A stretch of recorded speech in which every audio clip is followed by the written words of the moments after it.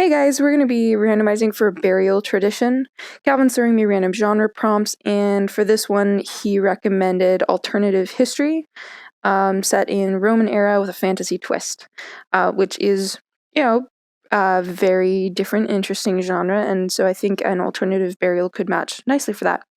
So, what you need to do a burial is you need one element to figure out how the burial is done, one relationship to decide who the last person is to touch the body in the burial ritual, the burial ceremony, whatever. This is usually the relationship that is most respected during the lifetime. And then you have disenfranchised grief, which basically means this is somebody whose grief is either not acknowledged,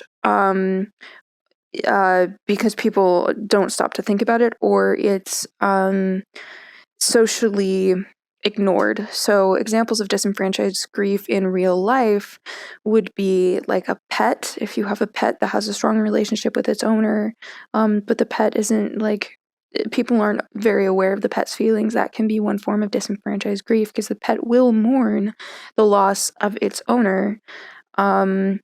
But people just don't stop to think about it, so they don't stop to explain, they don't stop to comfort. Another example of disenfranchised grief can be if you have a child who has a mental disability, and they only kind of half know what's going on anyway. That's another situation where it can be very hard for them to understand why somebody has disappeared, or people don't stop to help them through that grieving process, but the grief is still there. So, last person to touch the body at the funeral, this is a respected relationship. Disenfranchised grief, this is either a relationship people don't stop to humanize or which is not respected. And then the last card that you want is a texture card. And this is a way to mourn the death after the fact. So let's see what we have here.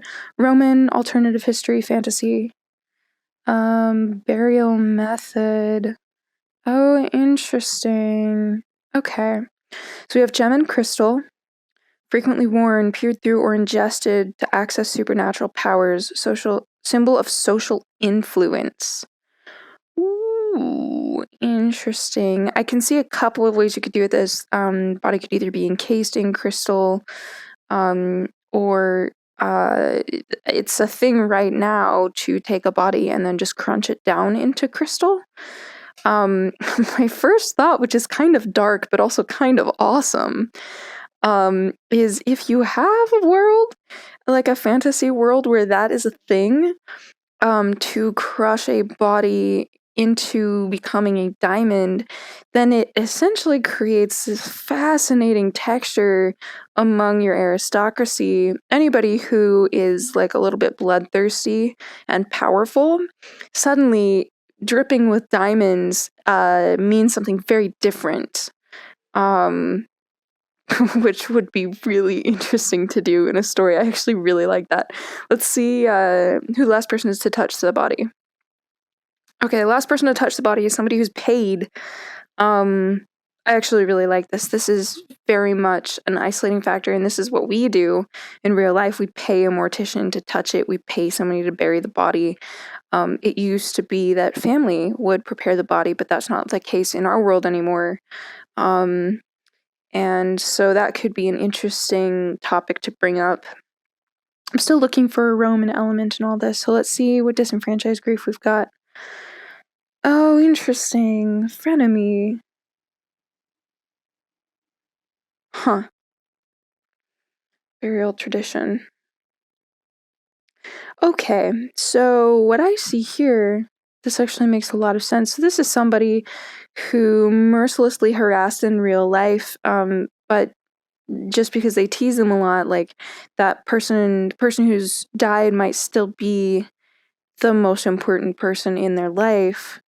And it makes a lot of sense that people wouldn't respect the fact that someone like this might be grieving, because they'd be like, well, you never treated them well in real life anyway. But this would come with a beautiful combination of both regret and social resentment. So I like this. Let's see, method of remembrance. Sticky. Okay, that's kind of weird, but sometimes really good ideas come from weird, sticky, persistent, unpleasant residue clings after minor contact. Okay, my first thought here in I remember in Judaism, like, grief was frequently accompanied by, like, smearing your face with ashes. So maybe there is something like unto that, um, where you allow yourself to be covered, or to wear something that's not necessarily pleasant to look at or to feel, but it's kind of a reminder that someone is gone. So sticky. This could either be magic, you could go with the resin of some kind of tree. Because imagine, like, if you were mourning and you had like pine sap and you just like smeared part of it around your wrist each morning, like that would be a really interesting and persistent reminder. Probably even more so than a black band, because there's this instinct to like wash it off. Interesting. And this might be a poor man's way to mourn if I'm liking the contrast there between like the body is actually a diamond and someone inherits that versus the poor man doesn't get a diamond, the poor man gets just like the blood of a tree. That's all they can use on. So the only thing that's still missing an element here of like Roman alternative history. Let's see, how do I want to play with that? Okay, so I've been wrestling with this for a couple of minutes, and what I'm realizing here is that I think this does give you enough information to begin creating a burial ritual in your world. But it also brings up another issue, which is that Mythulu cards only work when there's not a right or a wrong answer. There comes a point at which the cards have given you all the information that they can, and it may not be resonating on some level because there's more work that you need to do to identify and fill in some of the gaps. So I'm doing this spur of the moment. I know very little about Roman history, and so I don't know what gemstones meant to them. I don't know how they were buried really, and I don't know why there's a deviation from that. But there are real answers to those questions. And when you go and you research and you find the real answers to those questions, then some of these prompts might make more sense, and you can begin to make some of those connections. The other thing that's really important is that we don't actually have an idea of what the plot is in the story. This just gives us an initial basis for a plot. One thing that also occurred to me over here, so sticky didn't make sense to me at first, but it made me think of tree sap, which in turn made me think of a ceremonial, I think it's a sap. It's either a sap or a tincture, but it's called Balm of Gilead, which is a ceremonial, like medicinal tree substance that actually smells really interesting and really beautiful. It's expensive, it's hard to make, but it's a special item. So I could see, like, if you don't get the body, if you don't get the crystal and you aren't able to wear that or keep that, I could see this being a secondary form of mourning that would be taken on by people, is to go make the sacrifice to acquire some Balm of Gilead, and you would wear that both to comfort and to let other people know that you're in mourning.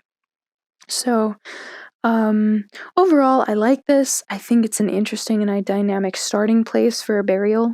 And it certainly contains a couple of, each of these cards brings up something that I wouldn't normally have thought of when going and putting together a burial of some kind, especially with paid in an older historical fantasy back in the Roman era. Normally, like, you would expect people, like family members and friends, to deal with the body. So having this be part of an alternative history, I think would create some very interesting dynamics here overall that creates good deviation from history. So hopefully you enjoyed this. Go ahead and do a burial drawing for your story and let us know what you come up with.